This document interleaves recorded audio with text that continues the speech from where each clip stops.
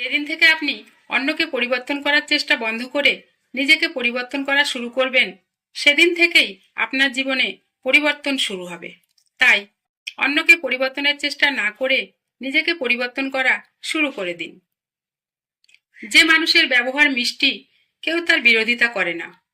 যে কাউকে কখনো হিংসা করে না, তার কোনো শত্রু নেই, এমন মানুষরা অনেক সুখী। ব্যর্থতা একটি সুযোগ। আপনি যদি অন্য কাউকে দোষ দেন, তবে দোষের কোনো শেষ নেই। সাহসীরা তার নিজের দায়বদ্ধতাগুলি স্বীকার করেন এবং নিজের ভুলগুলি সংশোধন করেন। অন্যের কাছে কিছুই দাবি করেন না।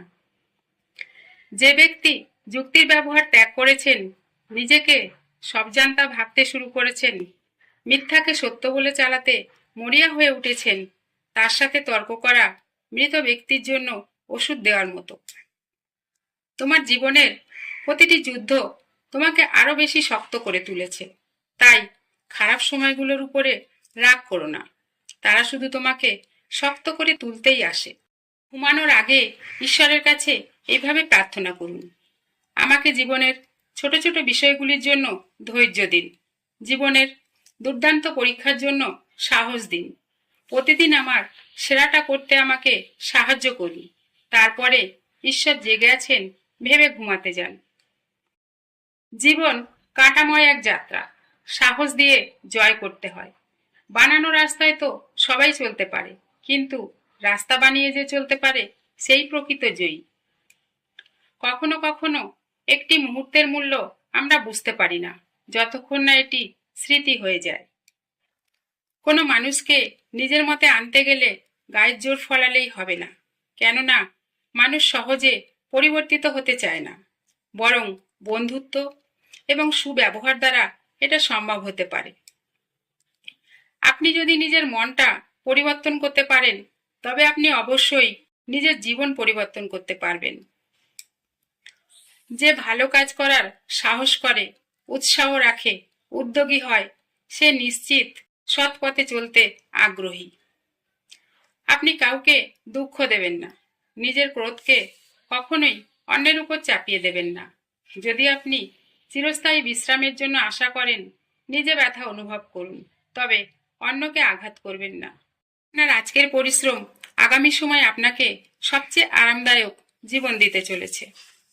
নিজেকে খুঁজে পেতে নিজের জন্য চিন্তা করুন। বুদ্ধি যেখানে প্রবল, লালসা সেখানে দুর্বল।